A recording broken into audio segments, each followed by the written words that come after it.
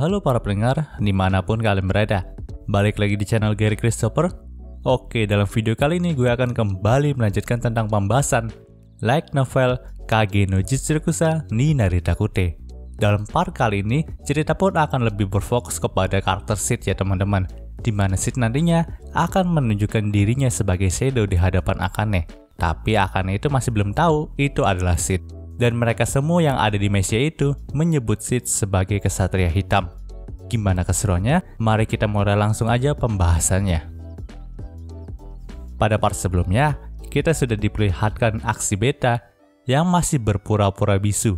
Namun di balik itu semua, Beta itu selalu memperhatikan gerak-gerik setiap orang yang ada di sana. Selain itu, kita juga diperlihatkan kalau saat ini, Sid berada dalam tanggung jawab Akane. Di sini, Akane juga mulai mengajari Sid tentang tata cara hidup di Mesia. Pada part kali ini, panel cerita pun menyorot kepada Akane dan Sid yang sedang makan malam bersama. Setelah mereka selesai makan, Akane pun langsung berpamitan dengan Sid karena memang saat itu Akane harus menjalani shift jaga malam. Jadi di sini ia pun memperingatkan Sid untuk tidak keluar dari dalam ruangan ini karena memang para monster magis itu sangatlah agresif di malam hari. Sebagai buktinya, saat kemarin malam saja sudah ada kesatria yang tewas saat berjaga malam. Mendengar hal itu, Sid pun mengiyakannya. Kemudian Akane pun langsung pergi ke tempat rapat para kesatria terlebih dahulu untuk mengadakan rapat pada malam itu. Nampaknya Akane pun menjadi yang terakhir datang. Jadi di sini Seijima pun sempat mengejek Akane dan mengatakan kalau Akane itu terlalu menikmati kebersamaannya dengan bocah aneh yang baru saja ia temukan. Mendengar hal itu, nampaknya Akane tidak terlalu memperdulikan ejekan dari Seijima dan langsung duduk di ruangan rapat. Lalu mengatakan maaf kalau dirinya agak terlambat datang ke pertemuan kali ini. Namun di sini sang kapten kesatria yang bernama Haitani pun berkata kalau Akane itu tidak terlambat. Jadi dia tidak perlu meminta maaf. Kemudian Haitani pun langsung memulai rapat pada malam itu. Di sini, topik utama yang mereka bicarakan adalah sebuah penemuan foto terbaru dari ekspedisi yang telah mereka lakukan. Terlihat dalam foto itu banyak sekali bangkai monster magis dari sarang yang berada di dekat Mesia. Bangkai itu tidak berjumlah puluhan, melainkan ratusan bangkai dari monster magis. Melihat hal itu, mereka semua pun menjadi terkejut, karena memang mereka tidak menyangka para monster magis itu telah terbantai. Dan awalnya mereka kira para monster magis itu terbantai karena perkelahian antara kaum mereka sendiri. Tapi, jika dilihat baik-baik, foto para monster magis itu telah terpotong dengan potongan tubuh yang sangat rapi. Potongan dalam setiap monster itu juga sama, dan berada di tempat yang sama, yaitu area sekitar badan dan leher.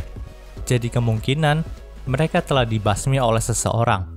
Dan kemungkinan besar juga, seseorang yang membantai para monster magis itu bukan berasal dari Mesia ataupun shelter di daerah ini, karena memang mereka sudah memiliki data tentang kesatria di berbagai shelter.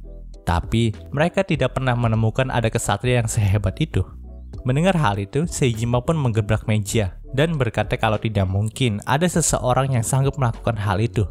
Namun Haitani pun berkata, mungkin saja ada seseorang yang bisa melakukan hal itu. Orang itu adalah kesatria pertama di dunia. Mendengar nama kesatria pertama, membuat semua orang yang ada di sana menjadi bergumam sendiri. Ada yang percaya akan hal itu, dan ada yang tidak percaya.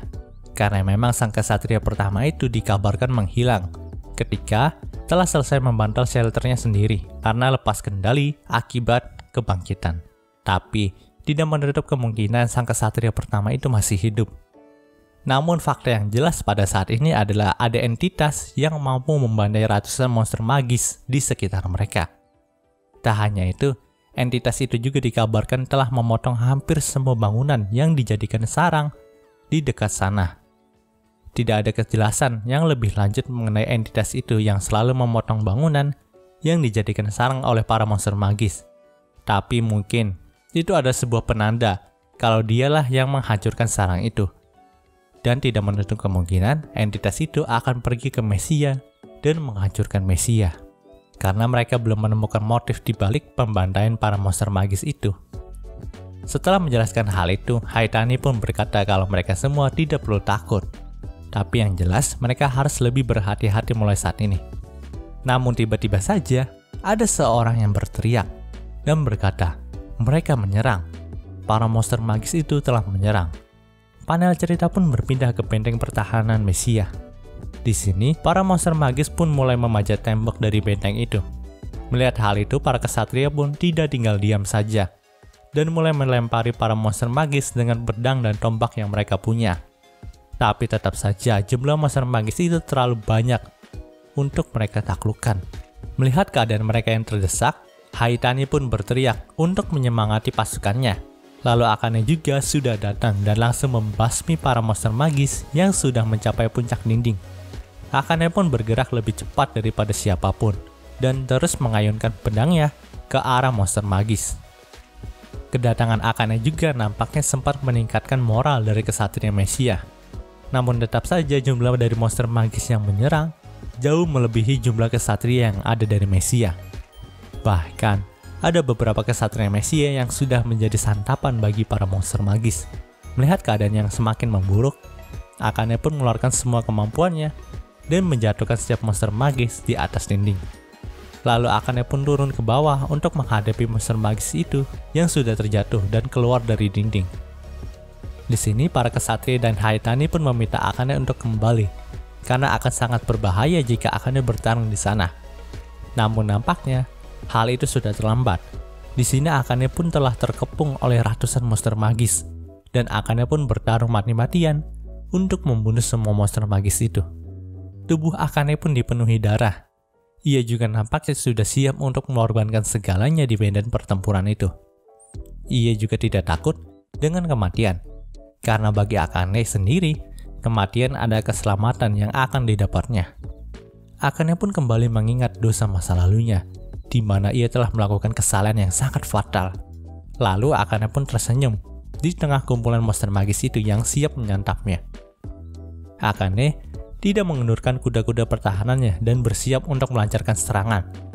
Namun sayangnya Akane itu tersandung oleh salah satu mayat dan kehilangan keseimbangannya. Dan di saat itu, salah satu monster magis pun langsung menyerang Akane dari belakang.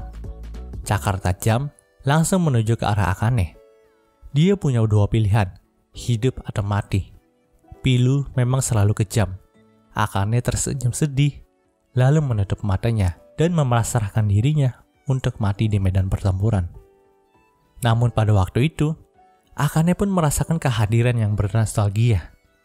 Kemudian terdengar suara sayatan sobek dan darah panas yang keluar. Tapi ternyata itu adalah darah dari monster magis yang menyerang Akane. Di sini Akane pun perlahan membuka matanya dan melihat sosok berjubah hitam dan bertopeng telah membunuh monster magis yang menyerang dirinya. Orang itu telah membunuh monster magis dengan pedang hitamnya yang berkilau. Dan ada seseorang yang bergumam, lalu menyebutnya sebagai kesatria hitam. Pandangan semua orang pun terfokus kepada kesatria hitam itu. Seolah-olah waktu telah berhenti.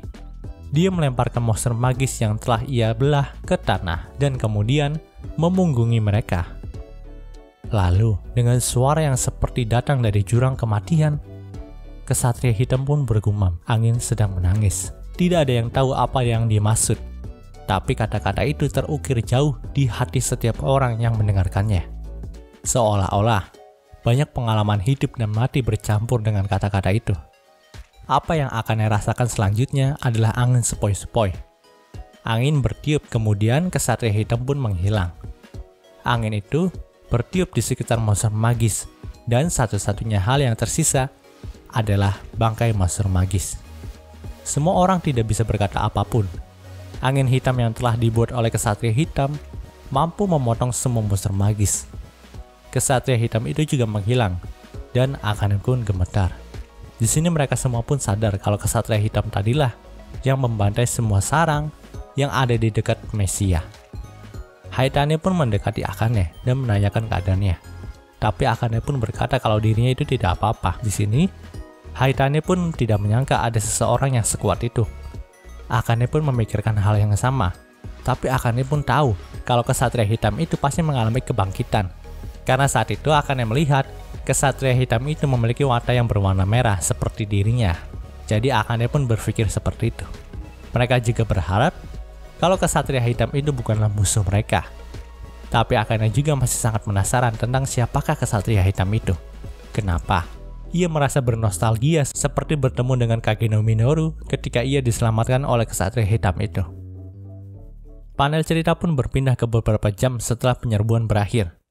Malam itu, beberapa kesatria Mesia pun masih sibuk dengan membereskan bangkai monster yang ada di sana. Sedangkan sisanya sedang melanjutkan patroli mereka. Namun, ada salah satu kesatria yang melenceng dari tugas malam itu. Ia adalah wakil kapten Seijima. Di sini entah kenapa Seijima itu sangat kesal dengan kemunculan kesatria hitam. Ia merasa kesatria hitam itu telah menghalangi rencananya. Seijima juga nampaknya menendangi semua benda di gang sempit dekat shelter Mesia itu. Di sini Seijima juga bertanya, siapakah sebenarnya kesatria hitam itu? Apakah dia adalah salah satu kesatria dari aliansi? Jika begitu, kenapa aliansi tidak memberitahu dirinya? Seijima pun mempertanyakan hal itu. Namun masih belum jelas nih siapakah aliansi yang disebut oleh Seijima tadi. Gue juga masih belum terlalu tahu. Lalu setelah beberapa saat, ada langkah kaki dari seseorang yang mendekati Seijima. Dan awalnya Seijima mengira itu adalah langkah kaki dari orang suruhan aliansi yang ia sebutkan tadi. Tapi di sini Seijima pun terlalu ceroboh karena seluruh badannya telah tertusuk dengan sebuah pisau dari orang itu. Di sini orang itu tidak hanya melayangkan satu tusukan saja, melainkan beberapa tusukan ke arah badan Seijima. Dan karena Seijima itu tidak siap dengan serangan itu, ia pun hanya pasrah badannya tertusuk di berbagai sisi. Badan Seijima pun dipenuhi darah dan lubang. Secara perlahan kesadarannya juga mulai menghilang. Lalu langkah kaki orang yang membunuh Seijima pun mulai menjauh dari gang itu. Panel cerita pun berpindah ke Carter Seed. Setelah menyelesaikan tugasnya di Mesia dan menyamar untuk menolong Akane dan kawan-kawan, Seed pun kembali ke kamarnya dan bersiap ingin istirahat. Di sini Seed pun sangat senang dengan tindakannya yang muncul sebagai kesatria tadi kenal yang membantu Mesia dan menyelamatkan Akane. Ia juga sudah lama ingin mengatakan kata angin sedang menangis di hadapan semua orang. Namun sebenarnya gue sendiri juga nggak tahu maksud dari perkataan Seed ini. Terlepas dari itu semua, Seed pun telah berhasil mewujudkan mimpinya sebagai kekuatan dalam bayang-bayang di bumi. Oh ya, di sini Seed juga sempat mengingat masa lalunya kalau ada sebuah insiden yang melibatkan dirinya dan juga Akira.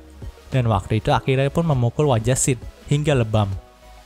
Jadi, dari situlah Seed memiliki ambisi untuk memecahkan jendela dari Universitas Nishino pada semasa ia masih hidup di Jepang.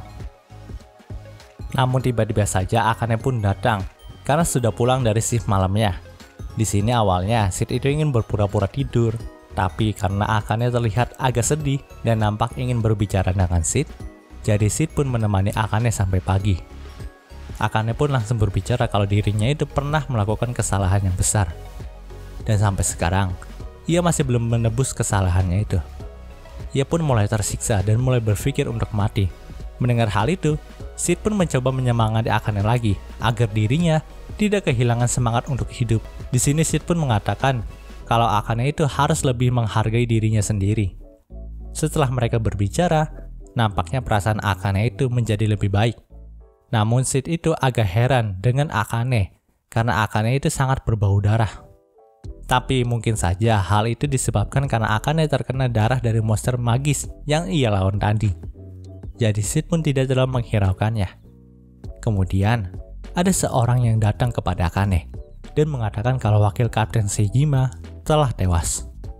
Dan Akane dituduh sebagai pembunuhnya. Tentu saja, Akane pun membela dirinya karena ia merasa tidak membunuh Seijima. Namun di sini Akane pun seperti telah lepas kendali dan mulai berhalusinasi. Tapi Dr. Yuka pun datang dan meminumkan pil penenang kepada Akane. Di sini Yuka juga berkata kalau Akane bisa begini karena trauma masa lalunya.